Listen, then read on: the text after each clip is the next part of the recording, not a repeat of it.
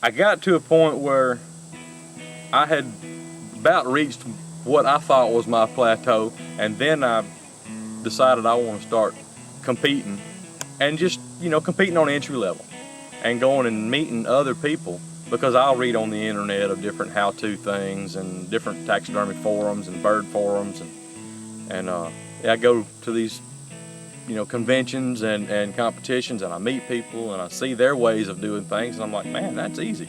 Why didn't I think of that? Or maybe I ought to try that. And then I come back home from these conventions and competitions, and you sit in on seminars up there, and it's based for everybody. This guy might be doing a deer seminar.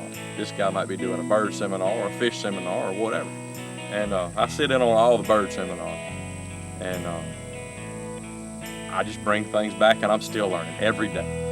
I got guys that I've talked to in North Alabama, North Mississippi. I got a buddy in North Dakota, and I call and talk to these people, and if I come across a tip that works great, I'll say, hey, try this. If it don't work for you, you ain't out nothing. And it's just friends in the industry that have, every day I'm learning something new. Well, I noticed you were right beside Ducks Unlimited up there. Do you have an association with them? I mean, they're members. I do. I got invited 3 years ago to the Copiah County Banquet, and those guys, I got a real good friend of mine that was there, Stephen Bridwell, big old little short guy, and he has gotten me a lot of business and a lot of exposure, and he invited me up there, and that place was, I've been to a lot of banquets before, and a lot of guys in banquets, it's all about how much money you can spend next to this guy, auctioning, they want this painting and they're gonna run the money up. But that banquet up there was a little different. It was more hunter related, and those guys, that was my first little bitty place to go take. I think I took a dozen birds, a dozen mounts up there, and that was the first real show of appreciation for birds that I had seen anywhere. And one guy up there I'm still doing birds for. I bet I've done a dozen in the past 2 years for him.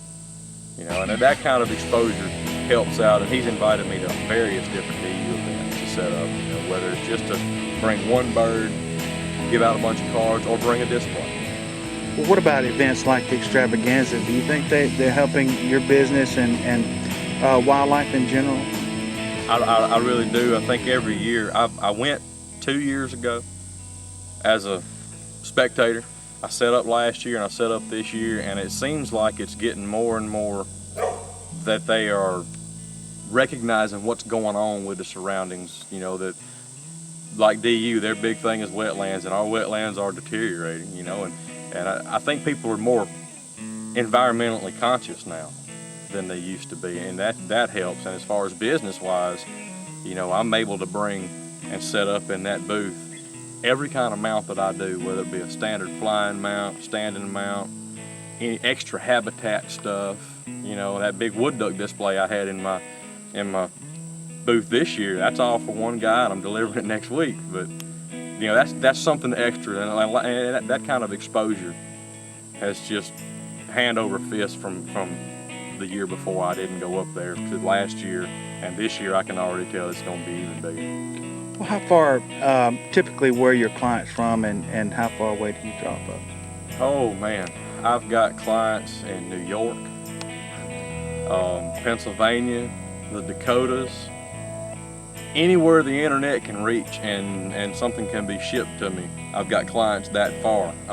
And then right here in town, there's people here in town that drive hours to go duck hunt. We've got a place hour and a half from here, but of course we've got a camp. We'll go spend the whole weekend or 4 or 5 days, or some days with my work schedule at the fire department, I might go over there when I get off work, hunt, and come right back. It just depends on if the birds are there, we're gonna be there. But it's just, I got clients all over the place. Well, yourself at duck hunting is probably as far as the amount of people doing it, is probably smaller than any other kind of group of hunting, but they seem to be more dedicated, and they hunt from youth to old age. Yeah, I have found in the world of duck hunting, it takes more money. If you're just getting into it right now, it takes more money to duck hunt than it does any other kind of hunt, because you got to buy a dog, then you got to train a dog, Then you got to buy your gear. You got to buy your boat, your decoys. All your steel shot. I mean, it's more expensive to get into it, but I was lucky. I've been doing it since I was 8, and throughout the past however many years, I'm 35 now, that my dad has bought stuff for me when I was younger, and I still have some of those guns. I still hunt with them. And, just one thing here, one thing there, I didn't have to jump into it at the age of 30 and go in debt like a lot of people do.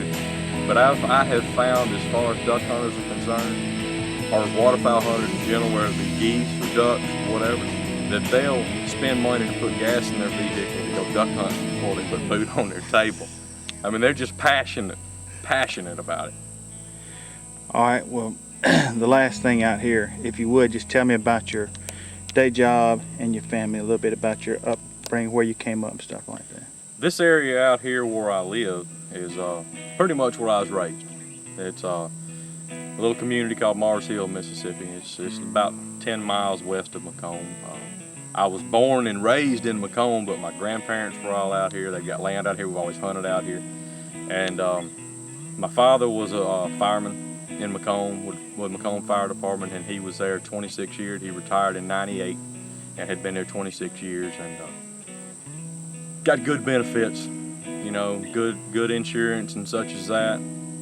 And I just kind of decided I wanted something with some good benefits. And he retired in '98. I got hired in '99. I've been there ever since.